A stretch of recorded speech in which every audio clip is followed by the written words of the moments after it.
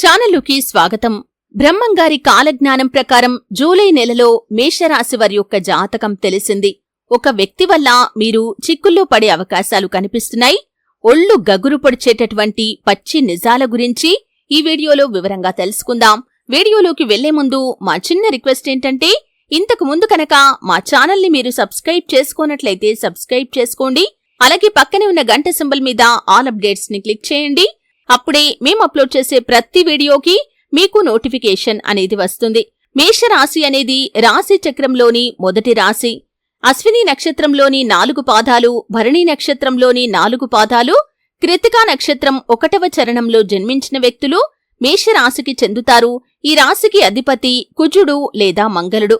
ఈ మేషరాశి వారికి జూలై నెలలో 7వ తేదీన శుక్రుడు మిథున రాశి 3వ ఇంటి నుండి కర్కాటక రాశి 4వ ఇంట్లోకి ప్రవేశిస్తాడు. తిరిగి 31వ తేదీన సింహరాశి 5వ ఇంట్లోకి ప్రవేశిస్తాడు. కుజుడు 12వ తేదీన వృషభ రాశి 2వ ఇంటిపై తన సంచారాన్ని ప్రారంభిస్తాడు. సూర్యుడు 16వ తేదీన మిథున రాశి 3వ ఇంటి నుండి కర్కాటక రాశి 4వ ఇంట్లోకి ప్రవేశిస్తాడు. బుధుడు ఈ నెల 19వ తేదీన కర్కాటక రాశి 4వ ఇంటి నుంచి సింహరాశి 5వ ఇంట్లోకి ప్రవేశిస్తాడు.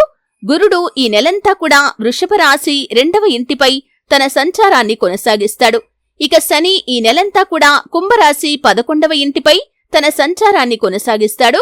ఈ నెలంతా రాహువు మీనరాశి 12వ ఇంటిపై మరియు కేతువు కన్యారాశి 6వ ఇంటిపై తమ సంచారాన్ని కొనసాగిస్తారు. ఈ విధమైనటువంటి గ్రహస్థితి కారణంగా మేషరాశి వారి యొక్క జాతక ఫలితాలు కనుక చూసినట్లయితే మిశ్రమ ఫలితాలు కనిపిస్తున్నాయి. కానీ కొన్ని అంశాల్లో మీరు చిక్కుల్లో పడే ప్రమాదం కూడా కనిపిస్తుంది. ఒక వ్యక్తి వల్ల మీరు చిక్కుల్లో పడే ప్రమాదం కనిపిస్తుంది. జాగ్రత్తగా ఉండాలి.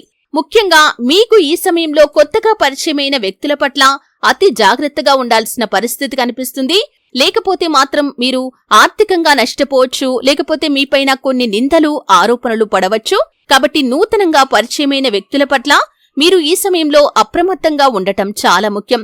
కొత్తగా పరిచయమైన వ్యక్తిని కూడా మీరు నమ్మి మీ యొక్క పర్సనల్ విషయాలు, ఎవరితో చెప్పకూడనటువంటి రహస్యాలు వారితో చెప్పటం వల్ల మీరు అనవసరమైన చిక్కుల్లో పడతారు. అలాగే ఆర్థికంగా కూడా నష్టపోతారు. ఈ అంశంలో తగిన జాగ్రత్తలు తీసుకోవాలి.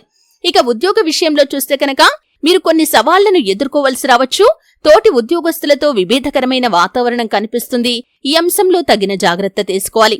అలాగే మేషరాశి వ్యక్తులు ఎవరైతే ప్రమోషన్ కోసం ఎదురు చూస్తున్నారో వారికి కొంత ఆలస్యం జరిగే అవకాశాలు కూడా కనిపిస్తున్నాయి. అలాగే మేషరాశికి చెందిన వ్యక్తులు ఈ సమయంలో మీకు దూరంగా ఉన్నటువంటి బంధువులు ఎవరైతే మీతో విభేదాల కారణంగా విడిపోయారో వారితో కలుసుకునే అవకాశాలు కనిపిస్తున్నాయి. కానీ అవసరం నిమిత్తం వారు మిమ్మల్ని వాడుకోవటానికి ప్రయత్నం చేస్తారు.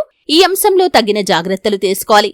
అలాగే మేషరాశి వ్యక్తులు విదేశాలకు వెళ్లాలని చాలా కాలంగా ప్రయత్నాలు చేస్తున్న జాతకులు ఎవరైతే ఉన్నారో ఈ సమయంలో అవకాశాలు రావచ్చు. కానీ ఏ నిర్ణయం తీసుకోవాలి అనుకున్నా కానీ పెద్దలను సంప్రదించి ఒక నిర్ణయం తీసుకోవటం వల్ల మాత్రం మీకు మేలు జరుగుతుంది. లేకపోతే ప్రతికూలతలు మీరు ఎదుర్కోవలసి రావచ్చు.